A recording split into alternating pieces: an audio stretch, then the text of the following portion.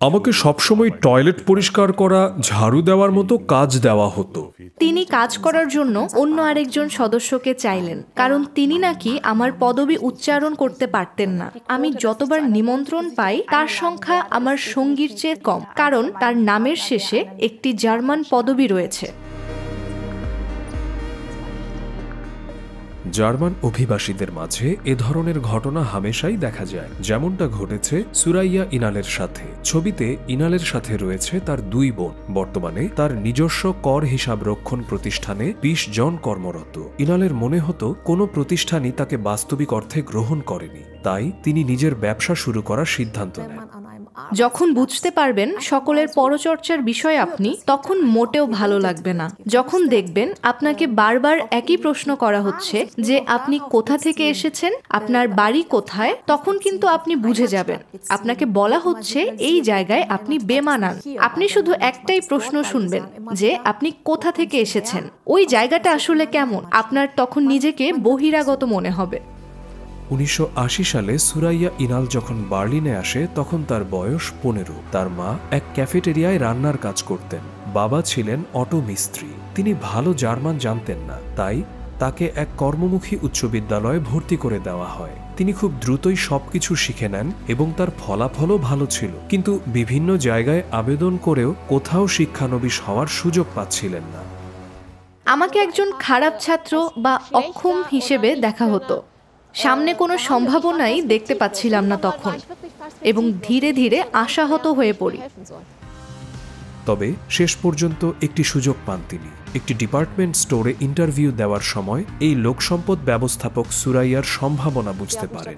তিনি আমাকে কোনো বিশেষায়িত উচ্চ বিদ্যালয় থেকে একটি ডিগ্রি নিতে উৎসাহিত করেন, ফলে আমি বিশ্ববিদ্যালয়ে ভর্তি হওয়ার সুযোগ পাই। আমার কপালে একটি কলেজ ডিগ্রি জুটে যায়। এভাবেই আমি আজকের জায়গায় পৌঁছাতে পেরেছি। এ ধরনের সুযোগ ভাগ্যের ব্যাপার, বলেন VMW অ্যাসোসিয়েশন অফ মাইগ্রেন্ট বিজনেসের প্রধান নিহাত সার্জেক। তার নিজের একটি প্রতিষ্ঠান রয়েছে যেখানে অভিবাসী পরিবারের তরুণেরা চাকরির প্রশিক্ষণ পায়, কিন্তু তিনি জানেন এখনো অনেক চাকরিদাতা অভিবাসীদের নিতে দ্বিধা করে।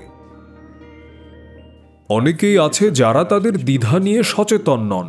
তারা কোনো বিদেশি নাম দেখলে মনে করেন সে হয়তো জার্মান ভাষায় পারদর্শী নয়, কিংবা হয়তো মানসিকতায় সবার সাথে মিলে চলতে পারে না।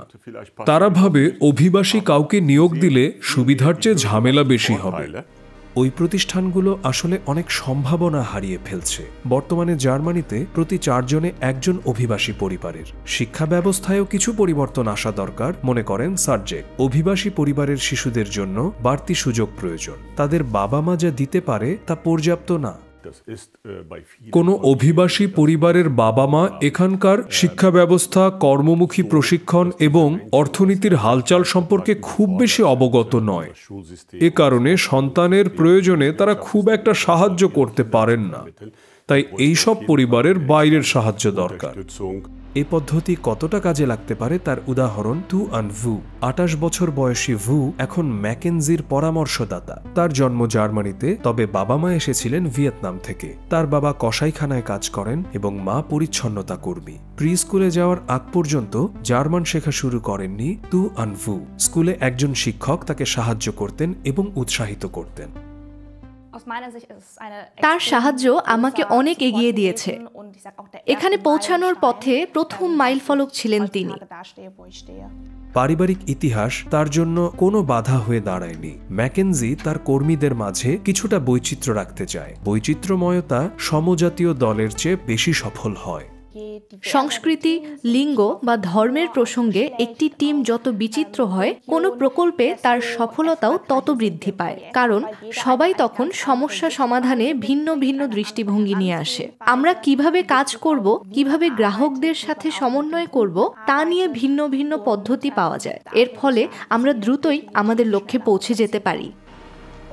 ম্যাকেনজি একমাত্র প্রতিষ্ঠান নয় যারা কর্মীদের মাঝে বৈচিত্র্য বাড়াতে আগ্রহী, তবে অভিবাসী পরিবারের সদস্যদের জন্য চাকরির বাজারে সমান সুযোগ নিশ্চিত করতে জার্মানিকে আরও অনেক দূর যেতে হবে।